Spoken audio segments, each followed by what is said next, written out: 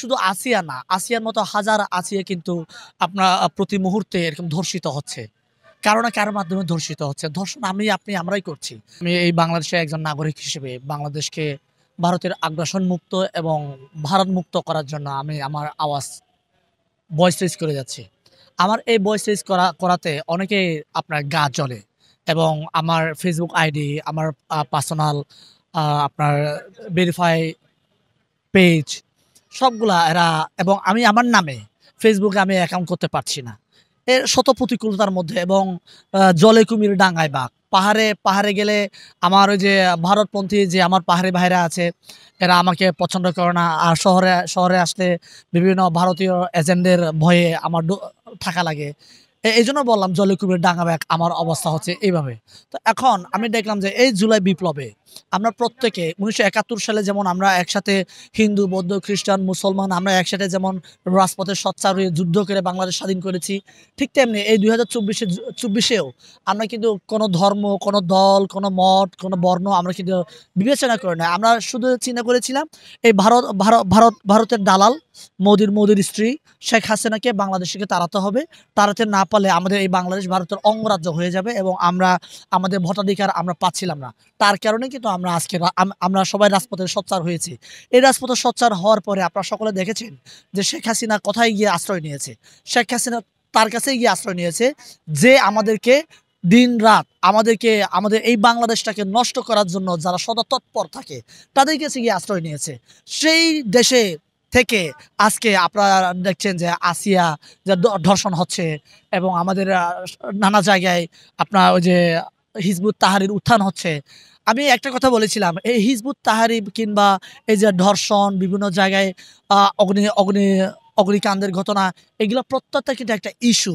যে আমরা যে ফেসিবাদের বিরুদ্ধে আমরা যে সোচ্চার হয়েছি, আওয়ামী লীগের বিরুদ্ধে যে আমরা সোচ্চার হয়েছি, আওয়ামী লীগের যে বিচার চাচ্ছি, এই বিচারটাকে আমাদের মানুষের মন থেকে যে উঠিয়ে ফেলার জন্য এরা নানা ইস্যু মার্কেটে আম একের পর এক ইস্যু আনছে। যেমনটা আপনারা সকলে জানেন, গণজাগরণ মঞ্চের সেই ভোকাল লাকি আক্তার।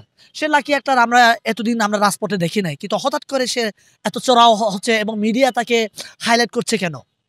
এখন আমি এখানে ২৪ দিন ধরে পড়ে আছি কিন্তু কোনো মিডিয়া জাতীয় মিডিয়া কিন্তু আমাকে আমার কথাগুলা তুলছে মানে প্রকাশ করছে না। কিন্তু লাকি আক্তার যেদিন কিনা রাস্তায় নামলো, এদিন সেই লাকি আক্তারকে নিয়ে এসে ওরা বিভিন্ন মিডিয়াতে সকল মিডিয়াতে তার লাকি আক্তার, লাকি আক্তার, লাকি আক্তার এবং বাংলাদেশের মানুষের আ যে, যে চিন্তা, মনস্তাত্ত্বিক চিন্তা তাদেরকে সরিয়ে ফেলে লাকির দিকে নিয়ে গেছে। চোখ লাকির দিকে নিয়ে গেছে। কারণ লাকির দিকে চোখ ফিরিয়ে নিতে পারলে আমরা যে গণহত্যার বিচারের জন্য আমরা এখানে বসেছি, এটাকে চাপা দেওয়া যাবে।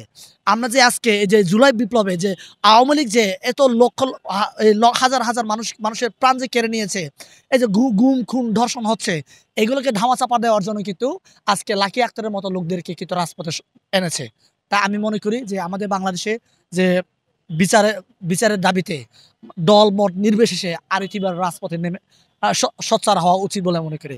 এখানে আমি যদি বলি যে এই আওয়ামী লীগ ধারা এই গণজাগরণ মঞ্চের মাধ্যমে এই শাপলা চত্বরে কি নৃশংসভাবে আমার ধর্মপ্রাণ মুসলমানদেরকে জঙ্গিবাদে ত্যাগ দিয়ে আপনার ফাঁসির মঞ্চে ঝুলিয়েছে, এটা আপনারা সকলে দেখেছেন। এই লাকি আক্তারের কণ্ঠে সারা বাংলাদেশের মানুষ সোচ্চার হয়ে কিন্তু যারা ভারতপন্থী ছিলেন এরাই আমাদের বাংলাদেশের যারা ৫ ওয়াক্ত নামাজ পড়ে তাদেরকে কিন্তু জঙ্গিবাদের ট্যাগ কিন্তু এই লাকি দিয়েছে। লাকির কণ্ঠে কিন্তু জোরালো ভয়েসে সবাই সারা পৃথিবী জেনেছে বাংলাদেশে জঙ্গি রয়েছে। তাই সেই লাকি আক্তার আজকে আমরা রাজপথে সোচ্চার দেখতে তাকে এখনো গ্রেফতার করা হচ্ছে না।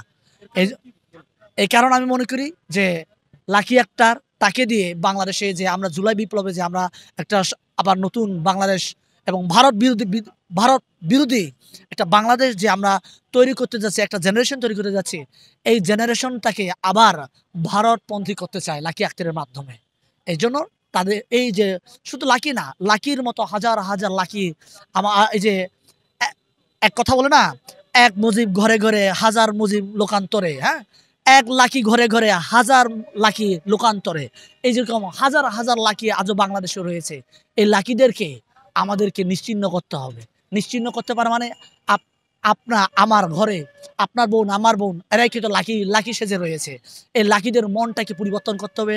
তাদের রক্তে দূষিত রক্ত রয়ে গেছে, ভারতের রক্ত রয়ে গেছে। এই রক্তটাকে ডায়ালিসিস করে আমাদের ওই লাকিদেরকে বাংলাদেশপন্থী লাকি তৈরি করতে হবে।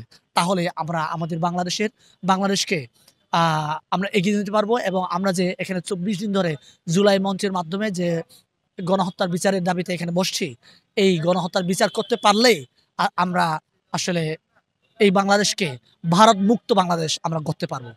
শুধু আসিয়া না, আসিয়ার মতো হাজার আসিয়া কিন্তু আপনার প্রতি মুহূর্তে এরকম ধর্ষিত হচ্ছে। কারো না কারো মাধ্যমে ধর্ষিত হচ্ছে। ধর্ষণ আমি, আপনি, আমরাই করছি। তা আমি মনে করি কি, আসিয়া বা যারা ধর্ষণ করেছে তাদেরকে দোষ না দিয়ে আসেন আমরা নিজেদের মনটাকে পরিবর্তন করি। বাংলাদেশে আমরা সবাই আসিয়ার মতো লোকদের যাতে করে আরেকটি আসিয়া যাতে করে এরকম ধর্ষিত না হয়, এটার জন্য আমরা সোচ্চার হই এবং প্রক খোলা ময়দানে এই আসিয়ার ধর্ষণকারীদেরকে খোলা ময়দানে ফাঁসির মঞ্চে ঝুলিয়ে বাংলাদেশের মানুষের বুককে হৃদয়ে মানে ভূমিকম্প কাঁপনি ধরাতে হবে। তাহলে ভয়ে আর কেউ ধর্ষণ করার মতো সাহস করবে না। তাই আমি শোকাহত, আমি খুব ব্যথিত, আমি দুঃখিত যে আমরা বাংলাদেশের একটি বোনকে আমরা সে বাংলাদেশের জন্য উজ্জ্বল একটা ভবিষ্যৎ হতে পারতেন। সে প্রেসিডেন্ট হতে পারত, সে কি হতে পারতো এটা বা মানে যিনি সৃষ্টি করে এই পৃথিবীতে যিনি পাঠিয়েছেন ইনি জানেন। কিন্তু আমরা উজ্জ্বল একটা আমাদের ছোট বোনটাকে আমরা হারালাম। আমরা আর কোনো বোনকে আমরা হারাতে চাই না। তাই এই ধর্ষণের প্রকৃত বিচার আমি চাই।